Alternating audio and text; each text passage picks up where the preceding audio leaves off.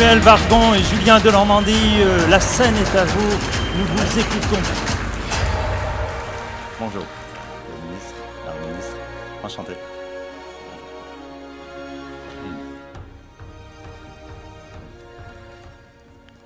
Merci à vous.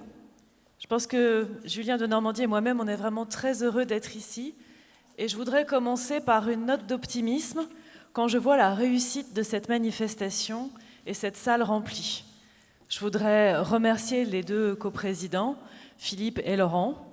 Je voudrais remercier l'ADEME, bien sûr, Arnaud Leroy, l'agglomération, Christophe Béchu, la région, Christelle Morancet et puis Laurent Géraud, et bien sûr le plan bâtiment durable, qui porte cette vision depuis maintenant longtemps, cher Philippe Pelletier. Et le fait que cette salle soit remplie, le fait que vous soyez plein d'attentes sur comment est-ce qu'on peut passer à la vitesse supérieure, changer de modèle en réalité, c'est une excellente nouvelle. Alors je sais que vous avez eu une présentation à la fois sur l'état de la situation et à la fois sur comment est-ce que notre cerveau est capable d'appréhender cet état de la situation. Et en fait, c'est bien la question, donc je ne reviendrai pas sur les chiffres, l'importance du bâtiment dans les émissions de gaz à effet de serre, la place de la ville et de l'étalement urbain dans la perte de biodiversité. Je ne sais pas si ça a été mentionné ce matin, mais c'est l'autre aspect. Si on a deux grands combats, la lutte contre le réchauffement climatique et le maintien de la biodiversité, la ville a aussi une énorme responsabilité et donc un énorme potentiel en matière de biodiversité. Et puis la question de savoir si, face à ces changements, le cerveau humain est capable de réagir, de les appréhender, s'il faut faire ce que Greta Thunberg nous demande, c'est-à-dire tous paniquer, et je ne crois pas, ou si, face à la prise de conscience, il faut se dire c'est possible de faire quelque chose. Alors la première chose à faire, c'est travailler sur le bâtiment lui-même, et après je voudrais parler des villes. Alors le bâtiment, je pense que Julien en parlera mieux que moi, il y a d'abord toutes les normes de nouvelles constructions.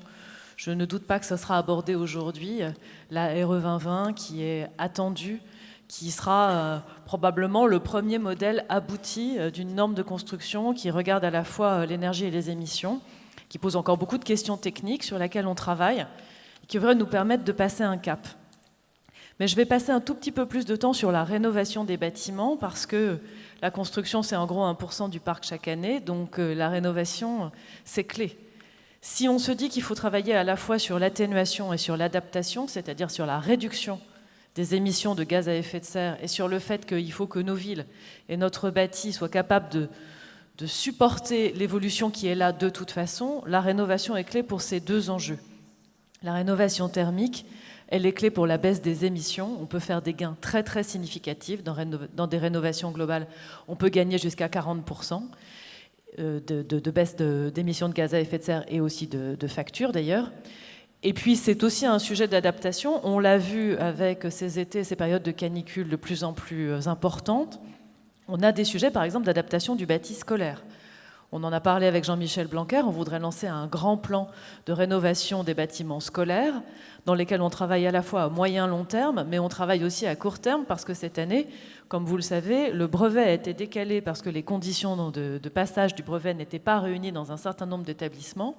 Et qu'est-ce qui va se passer le jour où on aura une canicule pendant les épreuves du bac? Donc c'est vraiment un sujet majeur. Juste pour vous dire, sans rentrer dans les détails, que c'est un sujet qu'on a décidé, Julien de Normandie et moi, de prendre à bras-le-corps. Donc on y travaille sur tous les segments. La rénovation des logements et des maisons individuelles, la rénovation des copropriétés, la rénovation des bâtiments publics en soutenant les collectivités locales pour le scolaire et puis la rénovation des bâtiments État. Il faut qu'on se repose la question des bâtiments État et qu'on fasse ce qu'on a dit qu'on allait faire, c'est-à-dire un État exemplaire. La rénovation d'ailleurs des bâtiments de la sécurité sociale. J'ai signé un accord avec la sécurité sociale il y a 2 jours qui lance un grand programme. Et puis l'application bien sûr du décret tertiaire. Alors, ce qui permet d'avoir un signe d'espoir, c'est qu'on a beaucoup d'innovations qui commencent à faire masse. Je sais que vous travaillez cet après-midi sur les bonnes pratiques. On a beaucoup d'exemples, beaucoup sont soutenus par nous, d'ailleurs nous collectivement, les gens qui sont dans cette pièce, entre les appels à projets de l'ADEME, entre les projets qui sont financés par le grand plan d'investissement ou Energy Sprong ou tout un tas d'autres acteurs, on voit fleurir la construction en bois, vous en parliez tout à l'heure, on voit fleurir de plus en plus de modèles de construction ou de rénovation avec des gains d'efficacité extrêmement importants et qui sont réplicables. Et du coup, la question qu'on se pose tous les deux sur la rénovation, c'est le passage à l'échelle. Comment est-ce qu'on fait pour massifier? Comment est-ce qu'on fait pour financer cette massification? Financement public, et c'est la raison pour laquelle on est en train de revoir toutes les aides et les mécanismes des certificats d'économie d'énergie. C'est la raison pour laquelle on est en train de travailler avec les collectivités locales, et je voudrais remercier la région, avec laquelle on va avoir une réunion de travail là, dans 1 heure, pour voir comment on mobilise mieux les acteurs, l'accompagnement et l'information. Travailler avec les professionnels, à la fois sur le label RGE et puis plus globalement pour avancer vers des rénovations les plus efficientes et les plus efficaces possibles. Mais en fait, je voudrais dire un mot un peu plus large de l'évolution des villes, de la ville désirable et de l'aménagement du territoire. J'ai vécu de très près la crise des Gilets jaunes. J'ai été nommée au gouvernement il y a un peu moins d'1 an et juste après mon arrivée, la crise des Gilets jaunes a commencé. J'ai finalement été pas mal en première ligne. J'ai rencontré beaucoup de personnes dans cette situation et puis avec Sébastien Lecornu, nous avons animé le grand débat. La crise des Gilets jaunes, elle vient de beaucoup de faits générateurs, mais elle vient d'une défaillance complète de notre vision à moyen long terme d'aménagement du territoire. Parce qu'on vit encore sur un modèle d'aménagement du territoire historique dans lequel on a des centres-villes toujours plus denses et donc toujours plus chers, des périphéries toujours plus étalées, un modèle de consommation qui passe par des centres commerciaux et la voiture pour relier tout ça. Et la taxe carbone, c'est-à-dire l'augmentation du prix du carburant qui a mis le feu aux poudres, finalement, c'était une expression pour dire mais on a bien compris que ce modèle n'est pas forcément le bon, on a bien compris qu'il faut moins utiliser sa voiture, mais comment voulez-vous qu'on utilise moins notre voiture? Comment voulez-vous qu'on vive différemment dans un modèle qui, finalement, nous a installés dans cette vision de la ville, de la périphérie et de l'aménagement du territoire? Donc, cities to be, la ville désirable, comment est-ce qu'on veut vivre en 2030? En fait, c'est cette question-là. Donc, ça n'est pas que la question de la ville elle-même, qui est déjà une question très importante et compliquée. Une ville durable qui serait une ville avec des logements plus durables, avec des transports collectifs plus développés, avec plus de vélos, avec plus de nature en ville, avec des circuits alimentaires courts qui permettent de retrouver la souveraineté alimentaire. C'est la question de la relation entre la ville, sa périphérie, ses lotissements et le rural. Alors je sais qu'il y a beaucoup de personnes plus qualifiées que moi dans cette salle pour en parler. Dans mes lectures de vacances, j'ai lu le rapport de Terra Nova qui s'appelle « Habiter dans 20 ans » et je crois que Marc-Olivier Padis interviendra cet après-midi, qui pose des scénarios. Il y a beaucoup de chercheurs qui travaillent là-dessus. Je pense que ce que le politique peut et doit faire, c'est porter une vision politique et mettre ça dans le débat. Parce qu'on a besoin de poser cette question au centre du débat politique. Comment est-ce qu'on veut, on peut habiter demain? Est-ce que la densification, c'est possible? Est-ce que c'est souhaitable? Est-ce que c'est acceptable? Comment on imagine qu'on va faire évoluer les lotissements? Et un service commun de notre ministère qui s'appelle le PUCA, je ne sais pas si Hélène Pesquine est là, lance tout un cycle de réflexion cette année sur comment est-ce qu'on peut repenser les lotissements actuels, et est-ce qu'on peut construire autrement qu'en lotissement? Comment est-ce qu'on envisage la consommation? Plus de consommation en centre-ville, c'est le programme Action Cœur de Ville, porté par Julien et par Jacqueline Gouraud. Peut-être moins de consommation en périphérie des villes, une consommation autrement, c'est aussi la réflexion du travail, du télétravail et des tiers-lieux. Donc en gros, la matière sur laquelle nous travaillons tous et les transformations que nous avons à faire, ce sont des transformations à la fois économiques, parce qu'il faut entraîner suffisamment d'entreprises et de financements, mais ce sont en fait des transformations sociales, sociétales et politiques. Il faut que le politique s'empare de ce sujet et il faut que nous arrivions collectivement à montrer ce qu'est un modèle de ville, d'habitat, de mode de vie désirable entre les centres-villes, les périphéries, la ruralité, désirable et soutenable, c'est-à-dire qui arrête d'artificialiser l'équivalent d'un département tous les 10 ans, qui arrête de continuer à augmenter les émissions de gaz à effet de serre, qui nous permet de retrouver un lien avec la nature et la biodiversité. Donc j'ai bon espoir que ce congrès contribuera à produire ce modèle. Le politique ne peut pas le faire tout seul. Je crois qu'il y a une prise de conscience de la classe politique et des élus que ce modèle, nous devons l'inventer, nous devons le mettre dans la discussion politique collective. La Convention citoyenne arrive, vous savez, on tire au sort 150 citoyens qui, à partir du mois d'octobre, vont réfléchir ensemble sur comment atteindre nos objectifs en matière de réduction des gaz à effet de serre et de lutte contre le réchauffement climatique. C'est aussi une question qu'il faut voir avec eux, parce qu'on ne réformera pas la France sans les Français. On ne fera pas ces modifications sans faire comprendre les raisons, sans proposer un nouveau modèle, sans que ce modèle soit co-construit. On a besoin des Français, on a besoin des professionnels, on a besoin des élus, on a besoin des acteurs économiques. En fait, c'est une révolution qui est devant nous. Je crois que vous en êtes déjà convaincus. Il nous reste à convaincre le reste de la France. Merci.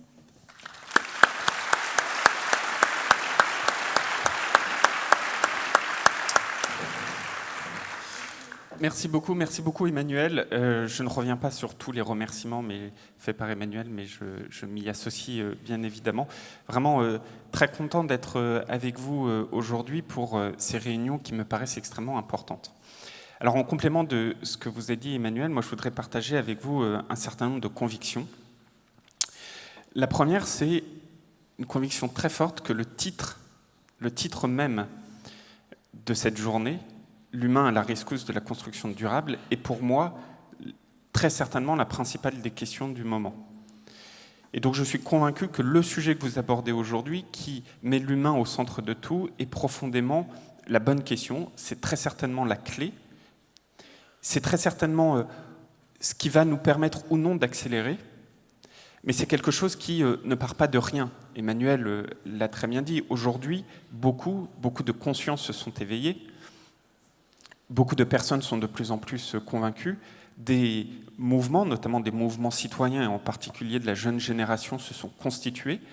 C'est très bien ainsi, parce que ça montre à quel point il y a une conviction de certains qu'il nous faut aller encore plus vite. Et beaucoup aujourd'hui réalisent que c'est à la fois une urgence écologique, mais aussi évidemment une urgence économique, parce que c'est aberrant de dépenser de l'argent pour chauffer un air qui ensuite part à travers les fenêtres. Et quand dans le grand débat national, le sujet était évoqué, évidemment que la question du pouvoir d'achat revenait à chaque fois. Et puis moi, j'insisterai aussi sur une troisième urgence, c'est une urgence sociale. Je dis, non pas cette fois-ci en tant que ministre du Logement, mais en tant que père de 4 enfants. Quand aujourd'hui, vous avez un Français sur 6 qui a froid chez lui l'hiver ou qui est dans des conditions pas convenables dans son logement, c'est autant de situations pour lesquelles les enfants ont parfois ensuite des difficultés à l'école, peuvent avoir des difficultés de santé, etc. Et le drame, c'est que ce sont souvent la double injustice qui est mise en avant, parce que ce sont souvent ceux qui sont les plus pauvres qui pâtissent le plus des conséquences climatiques et de la nécessité d'accélérer encore plus les transitions. Alors, la question fondamentale, et c'est là où moi je pense que l'humain au centre de la révolution pour la construction durable est la bonne question, parce que fondamentalement, est-il possible de faire avec ou sans les Français ou l'ensemble des citoyens ? Moi je crois profondément qu'il n'est pas possible de faire une telle transition sans les Français, qu'on ne peut réussir à le faire qu'avec. Alors je le dis, mais ce n'est pas nouveau, quand vous prenez par exemple Simone Veil, avant d'avoir été la grande ministre de la Santé qu'on connaît, il s'avère qu'elle avait été ministre de la Ville. Et quand elle était ministre de la Ville, elle indiquait toujours qu'il n'est pas possible de construire la ville sans les habitants. Et je crois que c'est profondément vrai. Et que ces transitions, on ne pourra pas les faire sans nos concitoyens. Et que donc la question qui est face à nous, c'est comment fait-on pour justement faire avec nos concitoyens ? Ce qui est sûr, c'est qu'il n'y a pas une solution magique qu'on pourra plaquer ici ou là. Ça, c'est évident. La ville durable, c'est une ville durable qui va dépendre des territoires. Ce qu'on va faire ici ne sera pas forcément de ce qu'on fera là-bas. En termes de méthode, en revanche, ce sera toujours la même chose. De voir comment on peut accompagner, emporter, diriger, faire en sorte qu'on fait avec. Et on a beaucoup de succès. Il y a déjà plein d'expériences qui montrent que ça marche. Quand vous prenez par exemple la rénovation urbaine qu'on lance aujourd'hui est quelque chose qui, dès ses origines, a été constitué avec nos concitoyens. Mais qui en dit long d'ailleurs, parce que quand moi, ministre du Logement que je suis, on vient me chercher aujourd'hui pour me dire, vous savez, la ville nouvelle, vous devez en connaître dans beaucoup de vos territoires, ces fameuses villes nouvelles. Cette ville nouvelle qui a été construite au milieu des années 70, début des années 80, on vient vous chercher, vous, ministre du Logement, pour vous dire que cette ville nouvelle qui a été construite il y a 40 ans, il faut déjà la rénover. Ça, c'est la réalité qu'on vit aujourd'hui. Quand vous prenez une ville comme La Rochelle, par exemple, c'est pour moi un exemple fondamental de qu'est-ce que c'est que faire avec. La ville de La Rochelle, il y a quelques mois, j'y suis allé parce qu'on lance un grand plan de rénovation urbaine. On lance un plan de rénovation urbaine dans un quartier qui s'appelle les Salines. Pourquoi ça s'appelle les Salines? Parce que c'est le quartier à partir duquel la ville de La Rochelle s'est créée. Pourquoi? Parce que c'était le port où partaient les bateaux remplis de sel au moment où la glace n'existait pas. Il y a quelques dizaines d'années, on s'est dit, ces salines, on va les bétonner, on va y construire des barres d'immeubles, et on en fera un nouveau quartier. Ça ne peut pas marcher. On a un rapport identitaire avec nos territoires, avec nos villes. Et quand ce qui constitue l'identité même de nos villes fait l'objet d'un aménagement qui, évidemment, n'est pas conforme avec l'idée même que se font les habitants de leur territoire, à la fin des fins, vous en trouvez le cas où, quelques dizaines d'années à peine après, on vient chercher le ministre du Logement pour faire en sorte qu'on le rénove. Et ça, évidemment, ça ne peut pas durer. Alors, fondamentalement, quelles sont les clés, à mes yeux en tout cas, pour faire avec et pas sans? Moi, je pense premièrement qu'il faut une vision politique qui est très forte. Il faut cette vision politique de dire, effectivement, dans la construction, il nous faut atteindre un certain nombre d'objectifs. Il en faut en faire un élément de priorité. Il faut tirer l'ensemble du secteur. C'est pour ça que ce soit HQE, Novabuild ou d'autres, moi, je voudrais vous remercier, vous féliciter et saluer vos actions parce que ça fait partie, justement, de cette volonté politique que nous devons tous porter. La volonté politique, elle est essentielle pour mettre en avant le chemin. C'est vrai pour la construction neuve, on va avoir un grand sujet, Emmanuel en a parlé cette année, avec RE 2020, qu'on est en train de finaliser avec l'ensemble des professionnels, et beaucoup sont dans cette salle. Et c'est pour moi un enjeu fondamental parce qu'il faut être très clair sur, on a une vision politique affirmée là-dessus. La vision politique sur la rénovation, elle est tout autre. Je vais vous donner juste une anecdote que j'ai plaisir à rappeler parce qu'elle pourrait faire sourire si elle n'en disait pas le nom sur le manque, à mon avis, d'ambition politique qu'on a eu sur la rénovation par le passé. Moi, le ministère que je pilote, le ministère du Logement, tous les 3 mois, je produis les chiffres de la construction neuve. Tous les 3 mois. Je ne suis pas en capacité de produire les chiffres de la rénovation. J'ai demandé à mon ministère qu'on indique cela, qu'on les construise, ces indicateurs. Au moment où je vous parle, j'en ai pas la capacité. Parce que je sais ce que moi je fais, je sais ce que Emmanuel Vargon fait. Par contre, je ne sais pas ce que nos partenaires peuvent faire. Alors, je peux leur demander, etc. Mais au final, ce n'est pas les mêmes consolidations. Au final, ce n'est même pas les mêmes critères qui sont utilisés. Au final, il y a des trous béants dans la raquette. Je vous mets au défi dans votre vie de tous les jours, quand vous voulez mener une politique, une action, si vous n'avez même pas la capacité d'avoir l'indicateur. C'est quand même vachement plus compliqué.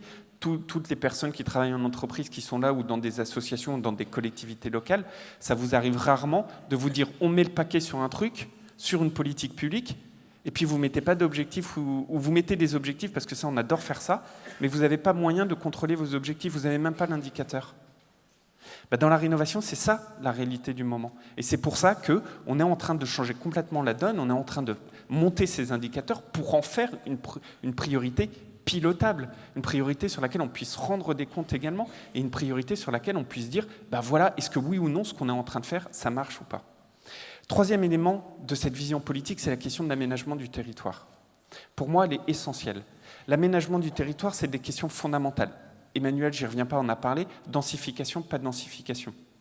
Moi, j'ai un sujet sur lequel, au premier jour, ça fait un peu plus de 2 ans que je suis au gouvernement, je me suis positionné, c'est lutter sans relâche contre le centre-ville qui périclite, notamment de nos villes moyennes, parce que, toujours, on a ce modèle où vous avez le centre-ville qui périclite, et puis le périurbain qui s'accroît avec d'autres conséquences, et le modèle économique du supermarché en périurbain, dans beaucoup de nos villes moyennes. Je ne suis personne pour dire aux Français, il faut mieux que vous habitiez ici ou là. Personne. Et c'est pas ça que je dis. Par contre, quand je vois que les aides d'investissement locatif, le Pinel pour dire son nom, aujourd'hui, sont des aides qui sont tournées vers la dans ces territoires-là, vers la construction neuve en périurbain. Moi, je fais le choix politique. Je ne parle pas de l'accession, je parle que de l'aide à l'investissement locatif. Moi, je fais le choix politique de dire, cette aide à l'investissement locatif, je ne vais non plus le tourner vers le périurbain avec l'étalement et avec le centre-ville qui périclite, mais vers la rénovation du centre-ville. Et donc j'ai créé un dispositif dédié. Il faut une volonté politique pour le faire, parce que ça veut dire qu'il y a des conséquences, y compris en termes de construction sur ces territoires, y compris en termes de vision que d'autres peuvent décrier. Mais c'est ça, d'avoir une vraie vision politique qu'il faut infirmer. Et moi, je pense que faire avec les Français, faire avec nos citoyens, si ça ne part pas d'une vision politique très claire, ça ne peut pas marcher. Le deuxième élément, ma deuxième conviction, c'est que ça peut se faire que si on se répartit les tâches les uns et les autres. Nous, avec Emmanuelle Wargon, on est dans un gouvernement. On est là pour dire, voilà la vision qu'on veut porter et comment on veut accompagner les acteurs du terrain. Par contre, par exemple, je prends cet exemple-là qui pour moi est le plus marquant. Vous êtes les professionnels, notamment certains d'entre vous, de la construction. Mais quand, jusqu'à présent, on a un code de la construction qui vous dit, vous devez atteindre tel objectif, qui reprend la vision, ça c'est très bien. Mais pour atteindre cet objectif, vous serez obligé de passer par tel chemin.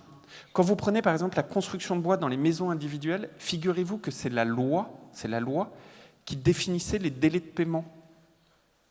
On est quand même chez les fous. C'est impossible de gérer comme ça. Quand vous songez par exemple que la ventilation d'un couloir au rez-de-chaussée sans fenêtre ou au 10e étage rempli de fenêtres, la réglementation vous impose exactement les mêmes normes. Quand vous songez par exemple que des matériaux biosourcés aujourd'hui, parce que c'était différent des modèles jusqu'à présent, la plupart d'entre eux n'étaient pas permis, jusqu'à parfois le béton recyclé. Et donc nous, on est en train de changer complètement la donne en disant, on ne va pas simplifier le code de la construction, on va le réécrire, parce que notre rôle à Emmanuelle et moi, c'est de vous dire, voilà les objectifs qu'il faut atteindre, et le rôle qui est le vôtre, c'est dire, mais comment on le fait de manière innovante, éco-responsable, de manière la plus pratique possible pour les concitoyens, et de faire en sorte que ce soit le mieux possible. Et ça, on est en train de le changer, et ce code de la construction, il sera finalisé dès l'année prochaine. Et cette répartition des acteurs, pour moi, elle est absolument essentielle parce qu'il faut vous donner plus de marge de manœuvre, plus d'innovation dans vos actions au jour le jour, et que, en fait, chacun soit dans son rôle. Le troisième élément, c'est que je pense, et certains l'ont dit avant, il faut être profondément audacieux. Tout à l'heure, j'ai beaucoup apprécié les propos tenus sur le nouveau label que Philippe Vandemal est en train de lancer depuis une heure. Il a un grand sourire, donc je pense qu'il est ravi. Et notamment la question de la transformation des bureaux en logements. Je vais vous raconter une anecdote qui ne sort pas de cette salle. Il y a un an et demi, j'ai réuni tous les assureurs, toutes les foncières, etc., en leur disant, les amis, c'est pas possible, il y a quand même beaucoup de bureaux vacants. Et notamment, il y a, alors c'est très difficile d'avoir les chiffres par définition, mais probablement des centaines de milliers, même à mon avis plusieurs millions de milliers de mètres carrés de bureaux vacants, rien que dans la région Île-de-France. Et donc, j'aurais dit, je les ai tous réunis en disant, comment on fait? Parce que moi, tous ces bureaux, je veux les transformer en logements. C'est aberrant d'avoir autant d'espaces vides. Ils m'ont dit, il n'y a pas de problème, il faut faire ça, ça, ça et ça. Alors, j'ai creusé, etc., pour comprendre véritablement quel était le problème. Notamment, il y a un problème pour les financiers qui sont dans cette place, c'est qu'en fait, c'était plus rentable de laisser dans le bilan un bureau vide que de louer un logement qui rapportait. Mais ça s'explique. Et donc j'ai changé tous les éléments pour dire « allez, on y va maintenant ». Deuxième élément, je retourne vers toutes ces personnes en disant « maintenant on y va ». Et là, plus personne n'avait de bureau. « Ah, c'est génial ce que vous avez fait, mais moi en fait, j'en ai pas. » Bon, c'est quand même un peu bizarre. Et donc, à force de conviction, on a réussi à les identifier et puis on a signé la transformation de 500 000 m² de bureaux en logement. 500 000 m². Et là, sur la durée du quinquennat, au moment où je vous parle, il y a déjà 200 000 m² qui sont identifiés en cours de transformation. Il faut être audacieux pour faire ça, parce que ça nécessitait de changer la loi, de changer des habitudes, de comprendre où était le problème à la racine, et pas simplement de mettre un pansement sur une jambe de bois, et puis après, de prendre son bâton de pèlerin et dire, une fois qu'on a fait tout ça, on se met tous d'accord, on prend des engagements et on les tient. Et je crois que c'est extrêmement important. Et une réunion comme celle-là montre à quel point cette audace, on la partage tous. Et puis enfin, le dernier point, c'est que si on veut faire avec et pas sans, il faut accompagner les Français. On en parlait hier avec beaucoup d'entre vous. Je citais, mais je ne sais pas si j'avais été... je citais le marquis de Vauvenargues hier dans cette salle, qui disait, je trouve ça absolument fabuleux, que conseiller, c'est convaincre les hommes ou les femmes qu'ils ont la possibilité d'agir. Et je crois que c'est très vrai dans le métier qui est le nôtre aujourd'hui, de convaincre qu'ils ont la possibilité d'agir. Je crois que c'est très très vrai. Et que nous tous réunis aujourd'hui, l'accompagnement, ça doit être tourné vers ça. Mais que cet accompagnement, il ne peut faire foi que si on part des usages. Et pour moi, c'est le dernier mot sur lequel je voudrais insister, c'est la notion d'usage. C'est pas de se dire, est-ce que nous, ici, tous dans la salle, on se dit, on a la bonne vision de ce que c'est que l'habitat de demain. C'est de partir des usages de l'habitat d'aujourd'hui et de demain et de ce que nous demandent nos concitoyens.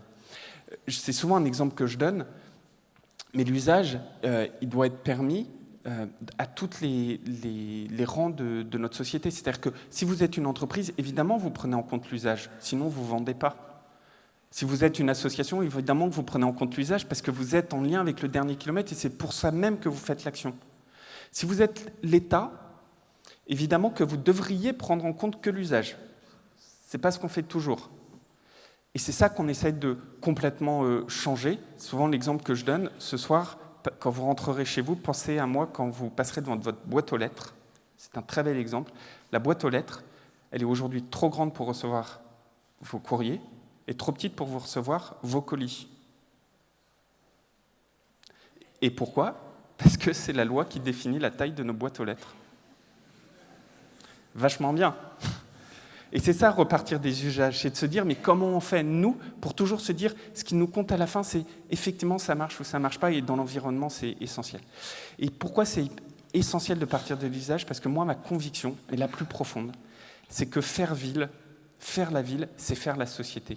C'est le moment le plus démocratique qu'il y ait dans notre pays. C'est pour ça que moi, je crois profondément au rôle des maires et des élus locaux. C'est faire la ville, c'est faire la société de demain. Est-ce qu'on veut qu'elle soit populaire, pas populaire ? Est-ce qu'on veut qu'elle soit nourricière, pas nourricière ? Est-ce qu'on veut qu'elle soit écologique, pas écologique ? C'est un pur moment de démocratie. Et quand, par exemple, je prends des positions pour remettre l'encadrement des loyers à Paris, quand avec Emmanuel Vargon, on se bat pour faire cette rénovation parce que 80% des locaux en 2050 sont déjà construits, eh bien, c'est ça, faire société. Quelle est la société qu'on veut ? Donc n'oubliez pas, au-delà de tout ce qu'on se dit, on a collégialement une immense responsabilité, immense, parce que nous sommes des acteurs du lieu le plus démocratique qu'il existe dans notre pays, la ville. Et si jamais nous, on n'y réussit pas, si jamais notre action sépare les Français, c'est toute notre société qui en pâtira. Donc, à de grandes responsabilités devant nous, doit nous induire une très grande volonté et détermination, et je crois que c'est ce que nous avons avec Emmanuel Vargon. Merci à toutes et tous. Merci, Madame et Monsieur le Ministre.